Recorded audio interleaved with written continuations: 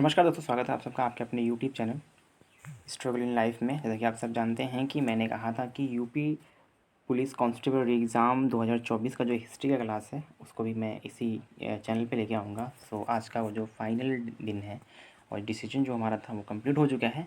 तो आज का जो हमारा पहला क्वेश्चन मैं अभी बाद में बात कर लूँगा, पहले क्वेश्चन की कंप्लीट करवा दूँ। मैंने 11 बजे की टाइम दिया था और थोड़ा सा आज क्लास डिले हो जाएगी क्योंकि आज पहला दिन है, तो थोड़ी सी डिले हो जाएगी। तो आप लोग टेंशन मत लीजिएगा, आई मीन इसके लिए सॉरी। ठीक है, तो आज बात करते हैं। जो आज हमारा पहला क्वेश्चन क्या बनता है यहाँ पे, ये क्वेश्चन है हड़प्पा सभ्यता की खोज किसने की थी। हड़प्पा सभ्यता की खोज किसने की थी, बताइएगा आप। हड़प्पा सभ्यता की जो खोज है वो किसने की थी। हड़प्पा सभ्यता की जो खोज है किसने की थी, तो की थी उन्होंने दयाराम साहनी ने। ठीक है, और कब की थी ये मैं बाद में बताऊंगा। थोड़ी सी डिटेल्स नहीं करवा पाऊंगा क्योंकि टाइम बचा नहीं है। अपलोड भी करना है, एडिट भी करना है और फिर थंबनेल भी बनाना है, मुझे ही सारे काम करने पड़ते हैं। तो ये मैं आपको बताऊंगा नेक्स्ट क्लास जब मैं आपको कराऊंगा, तो उसमें सारी डिटेल्स में बताऊंगा जिस भी क्वेश्चन का होगा। तो ठीक है, अभी तो जस्ट क्वेश्चन और आंसर के पे ध्यान दीजिए आप। ओके, नेक्स्ट क्वेश्चन क्या आपका है, वह शासक जिसने एक सच्चे जैन मुनि की तरह आई मीन जैन मुनि की तरह उपवास के द्वारा शरीर त्याग दिया कौन था। तो बताइए वो कौन थे, बताइएगा। वह थे चंद्रगुप्त मौर्य। कौन थे, चंद्रगुप्त मौर्य थे। ठीक है, ठीक है। नेक्स्ट क्वेश्चन आपका क्या है, तराइन का प्रथम युद्ध 1191 में किसके मध्य लड़ा गया था। 1191 ईस्वी में जो वो किसके मध्य लड़ा गया था, तराइन का प्रथम युद्ध। तराइन का प्रथम युद्ध के बारे में बात हो रही है। तराइन का जो प्रथम युद्ध था वो किसके मतलब किसके बीच यानी किसके मध्य लड़ा गया था, तो वो लड़ा गया था मोहम्मद गौरी और पृथ्वीराज तृतीय के मध्य, यानी उन्हीं के दोनों के बीच में लड़ाई हुई थी। ठीक है ना। नेक्स्ट क्वेश्चन क्या आपका है यहाँ पे, देखिए। बंगाल को मुगल साम्राज्य से पृथक कर स्वतंत्र किया, मतलब उनके पृथक से कर स्वतंत्र किया था, मतलब किसने किया था स्वतंत्र आपको। मुर्शिद कुली खां, शहादत खां या सरफराज खां या फिर अन्य। देखिए किया था उन्होंने मुर्शिद कुली खां। ठीक है, कौन के थे, मुर्शिद मुर्शिद कुली खां जी थे जो इनको मतलब स्वतंत्र किया था। ठीक है, नेक्स्ट क्वेश्चन आपका बनता है यहाँ पे, देखिए। विधवा पुनर्विवाह कानून कब लागू हुआ। एक समय था जो जिनके पति मर जाते थे, जिस स्त्री के पति मर जाते थे उनको दूसरी शादी करने का कोई कानून नहीं था। तो जब ये लागू हुआ था 1856 ईस्वी में लागू हुआ था, 1856 ईस्वी में। ठीक है, अंग्रेजों ने फूट डालो और शासन करो की नीति कब अपनाई। बताइए, अंग्रेजों द्वारा एक था नीति था फूट डालो और शासन करो, जो नीति थी वह कब अपनाई गई थी, तो वह अपनाई गई थी 1858 में। 1858 में ये नीति अपनाई गई थी। ठीक है, नेक्स्ट क्वेश्चन क्या है, इंग्लैंड में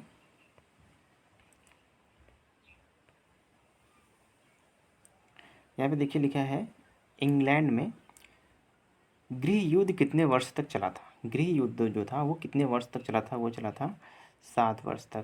कितने वर्ष तक, 7 वर्ष तक चला था। ठीक है, option B is the correct answer आपका हो जाएगा, option B. Okay, next question क्या है, आर्य भारत में कहाँ से आए थे। जो आर्य थे वो भारत में कहाँ से आए थे, आपका ऑप्शन है पश्चिम एशिया से, पूर्व एशिया से, केंद्रीय एशिया से फिर या दक्षिण एशिया से।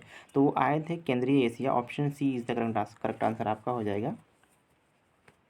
ठीक है, नेक्स्ट क्वेश्चन क्या आपका बनता है यहाँ पे, देखिए बहुत ही इंपॉर्टेंट क्वेश्चन है आपके लिए। किस अवधि में रामायण एवं महाभारत की रचना हुई थी, किस अवधि में हुई थी, बताए।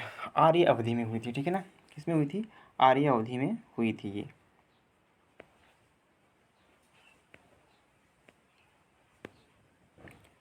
गुप्त समाज की स्थापना किसने की थी, गुप्त समाज की स्थापना चंद्रगुप्त ने की थी। किसने की थी, चंद्रगुप्त ने की थी। ठीक है, नेक्स्ट क्वेश्चन क्या है, पानीपत की दूसरी लड़ाई किनके बीच लड़ी, मतलब किनके बीच लड़ी गई या फिर किनके बीच हुई थी, बताइए। वैग्म खान और हेमू के बीच में। किसके, वैग्म खान और हेमू के बीच में जो पानीपत की दूसरी लड़ाई थी इन्हीं के बीच हुई थी। ठीक है ना।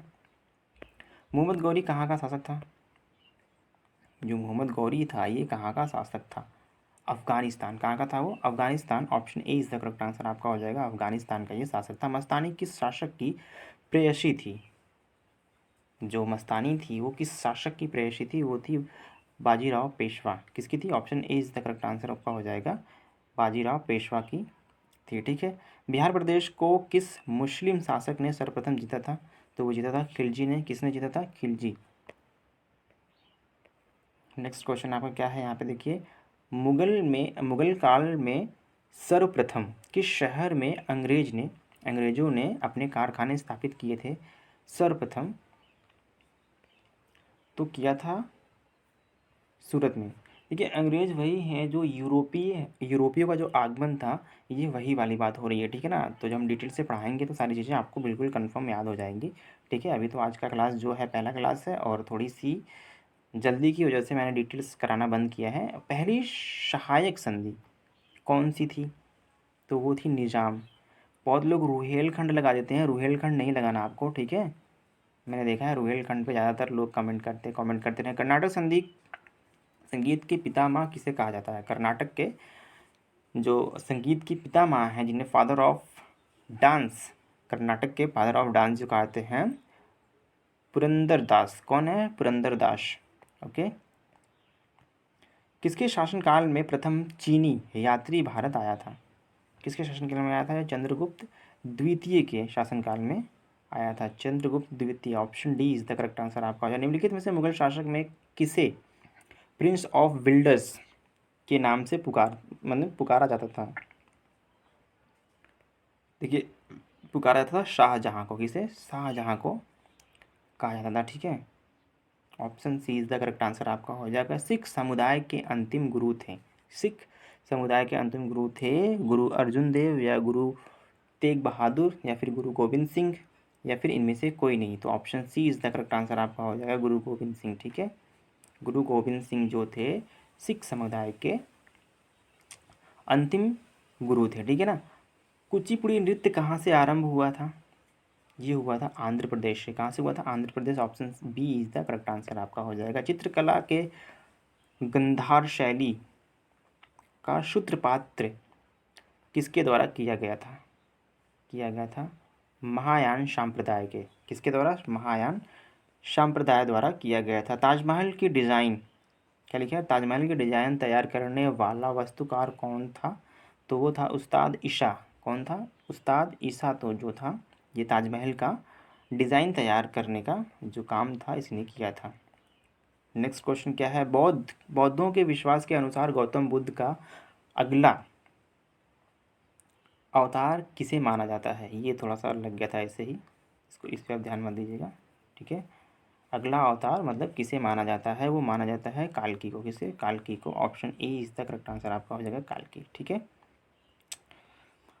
नेक्स्ट क्वेश्चन आपका क्या बनता है यहाँ पे? सम्राट अकबर ने निम्नलिखित में से किसे महल का निर्माण फतेहपुर सिकरी किस महल का निर्माण फतेहपुर सिकरी में करवाया था? बताइए किसको करवाया था? वो कौन सा था?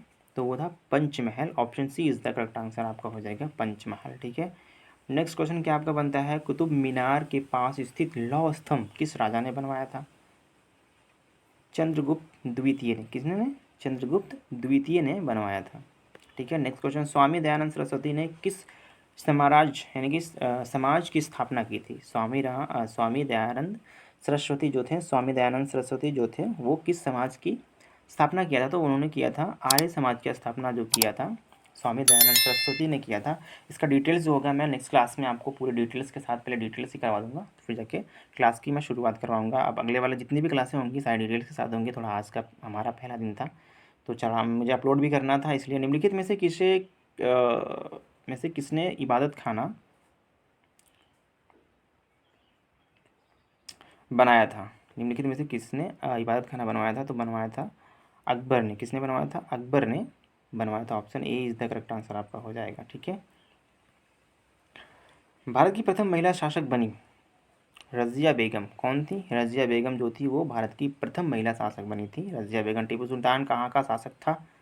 तो वो था Mysore. Option C is the correct answer होगा। आज का जो आपका टॉप 30 क्वेश्चंस थे बिल्कुल कंप्लीट हो चुके हैं। इतिहास के जो आपके यूपी पुलिस कांस्टेबल एग्ज़ाम 2024 के लिए बहुत ही इंपॉर्टेंट है और उसके डेट भी आ चुके हैं।